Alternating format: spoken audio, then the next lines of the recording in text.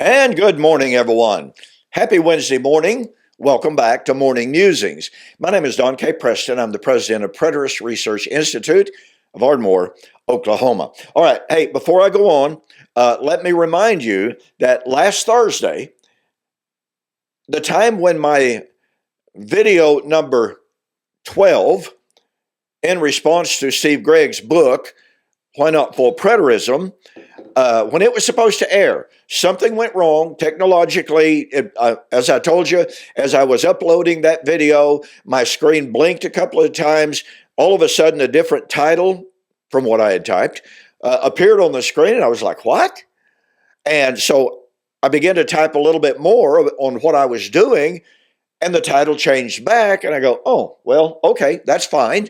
But as I explained, I was in such a hurry that, after it posted, I didn't go look at it just to confirm. I should have been wondering, why did that blink like that? Why did that do that?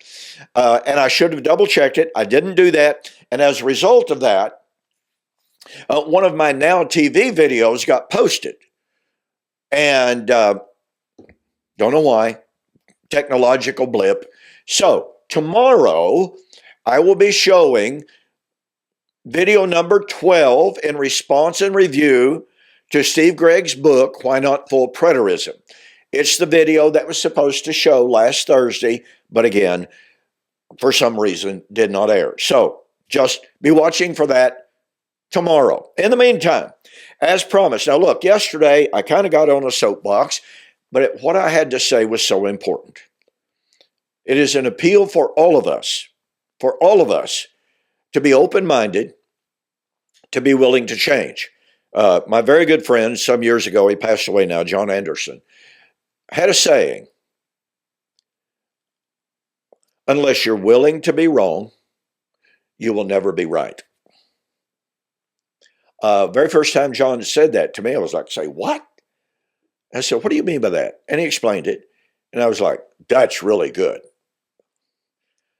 Unless we are willing to be wrong, unless we're willing to say, you know what, here's what I once believed. I no longer believe that. Here's what I believe now. Unless we're willing to change, like the Bereans. We often appeal to the Bereans as the correct mindset, and they are. We have to be willing to rethink.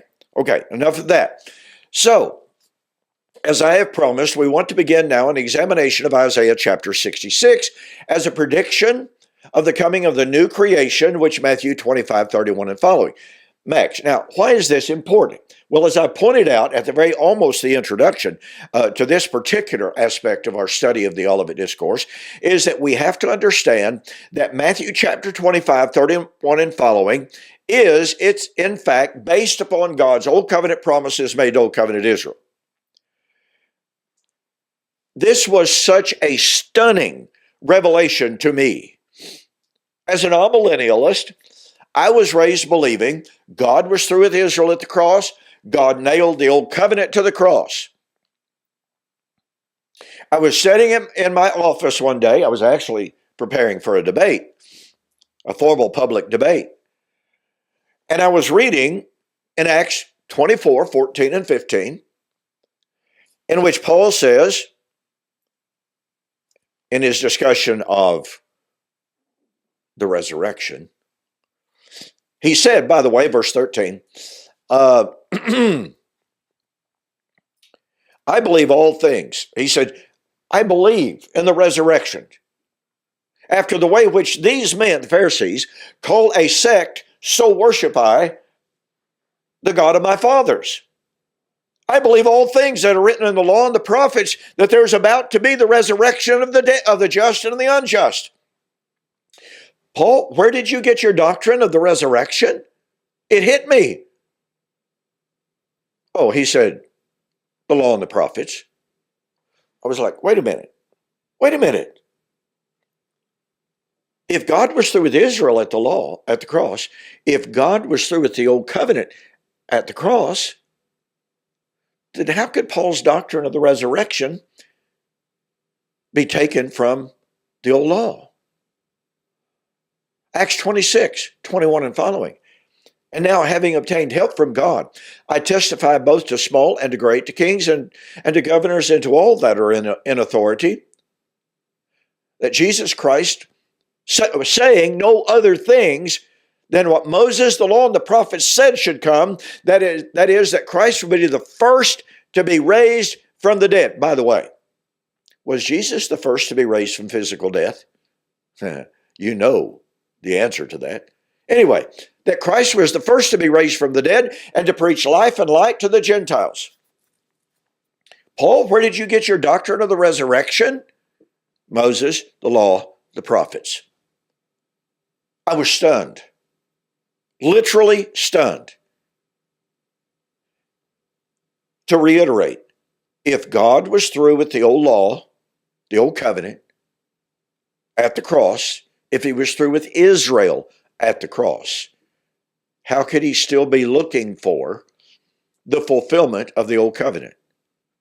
Peter in Acts chapter 3 said he was looking for the restoration of all things, which would come at the coming of Christ, whom the heavens must receive until the restoration of all things, spoken by all the prophets. Yeah, Moses, Samuel, and all of the prophets who have written have spoken of these days. Those were his days. Peter's first century, these days. Peter, what are you waiting on? Oh, I'm a Christian, but I'm waiting for the fulfillment of Moses, of Samuel, and all of the prophets who have ever spoken. Peter's eschatology was from the Old Testament. Peter didn't have a Romans 8 to go to. Peter did not have a, 2 Peter 3 to go to. He didn't have a book of Revelation to go to when he wrote those things, when Luke wrote those things. His eschatology was taken directly from the Old Testament, just like we have been noting that Peter said in 2 Peter chapter 3, according to his promise, we look for a new heaven and a new earth wherein dwells righteousness. That's Isaiah 65, Isaiah 66. So, when you make the promise, if you make the promise, that New Testament eschatology is about new covenant promises made to the new covenant body of Christ, separate and apart from, divorced from God's old covenant promises made to old covenant Israel, your eschatology is not a biblical eschatology. Not trying to be harsh, not trying to be critical. I'm just simply pointing out the facts. I had to come to grips with that. It changed my life. I was trying to be a Berean. I was trying to look just simply at the evidence. And when I did, it changed my life. I had someone tell me just this week that they had recently changed their view on 2 Peter chapter 3, verse 8. One day is with the Lord 1,000 years as a day. Why? Because of the evidence. And I've had any number of people tell me down through the years, Don, the only reason I started watching you, the only reason I bought one of your books was to prove you wrong, because a friend of mine said, man, you gotta watch this guy. He's completely crazy. He's bonkers. You got to read his book because it's just off the wall. So I thought, well, okay, I'll read it and I'll refute it. I'll save my friend from error. And now they're full preterists. So, the fact that Isaiah 66 serves as, along with Isaiah 65, the foundation for New Testament doctrine of new heaven, new earth, foundation for Matthew chapter 25, 31 and following, means that in order to understand Matthew 25, 31 and following, we have to be able to harmonize it with Isaiah 66. Now, we begin, and I'm really running out of time so very quickly this morning. In Isaiah 66, the Lord begins that discourse, which is really, honestly, a continuation of chapter 65. There is no chapter break. But the Lord says, heaven is my throne, Earth is my footstool. Where is the house that you will build me? Now, mind you, ladies and gentlemen, he has just foretold in Isaiah 65, he's going to destroy Israel. Why? Because you are those who have forgotten my holy mountain. What's the holy mountain? It's the temple.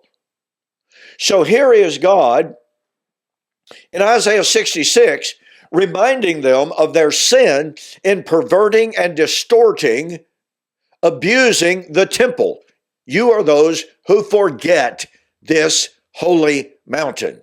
Oh, but he promised, Isaiah 65:25, that the time was going to come that on that holy mountain, the wolf would lie down. They should not hurt or destroy in all of my holy mountain. That's the Messianic temple. So in Isaiah 65, we have the background for the comment of Isaiah 66, verse 1, which says, heaven is my throne, earth is my footstool, where is the house that you will build for me? They were abusing, perverting the old covenant temple in this prophetic setting. So God said, let me tell you something. That temple, which is supposed to be the symbol of my righteousness and my holiness and my covenant with you, you are turning it into what Jesus would say, drawing from Isaiah 57, a den of thieves. And so what would God do? He promised the time in which that perversion of the temple, of which the Jews would be guilty, and we'll get into that next week, that time when those who make a sacrifice would be like those who kill a man. When those who offer a sacrifice would be as if they offered a dog.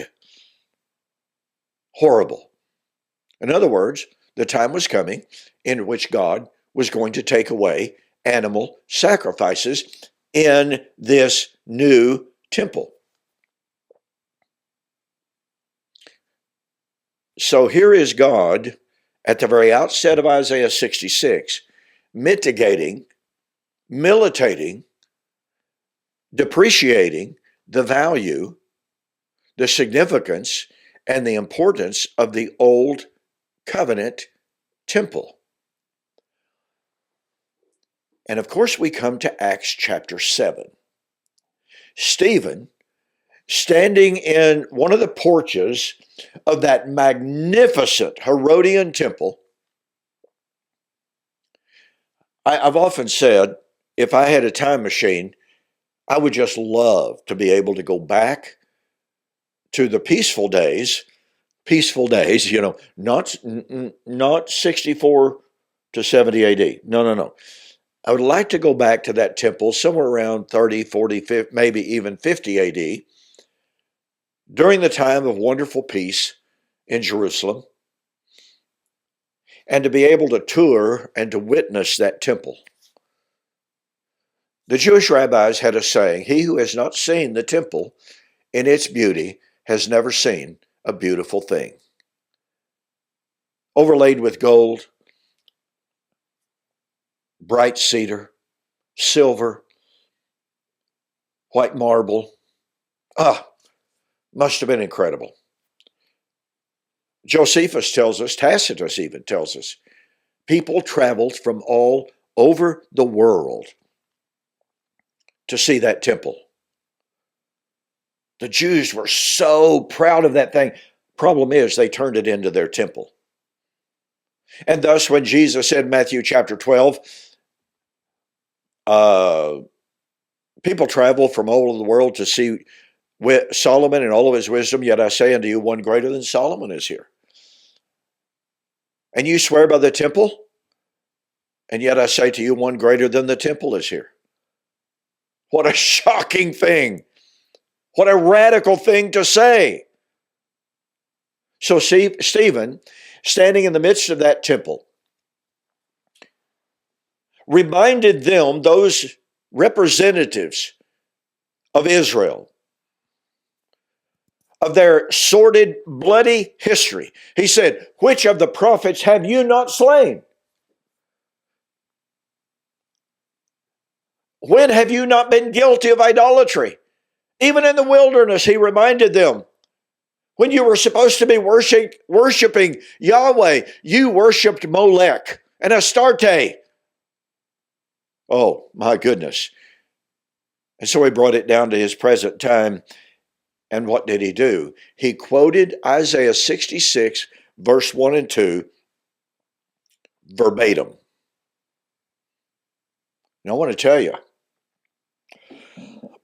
pardon me, it was at that time when Stephen had the audacity to depreciate the importance of that temple, in spite of the fact that he's quoting God's own words from a text that predicted the destruction of that temple. You see, they knew that. They knew that Isaiah 66 not only depreciated the value of the building itself, they knew Isaiah 66 predicted the destruction of that temple at the coming of the Lord. And we'll get into that more. Don't forget, take advantage of March 2023's very, very special offer. 80/70, a shadow of the real end, ? And the elements shall melt with fervent heat. If you purchase these books separately, paid separate shipping on them, you pay $87.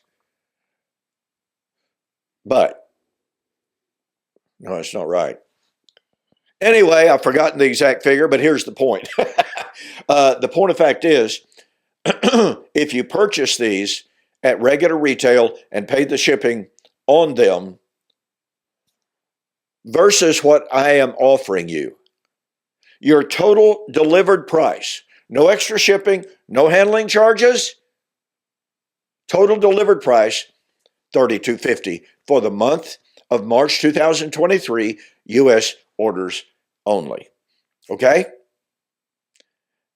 Thank you for joining me. I'll see you on Thursday with a replay of what didn't play last Thursday, and on Friday as we continue our study. Okay? Thank you for joining us. I'll see you on the flip side.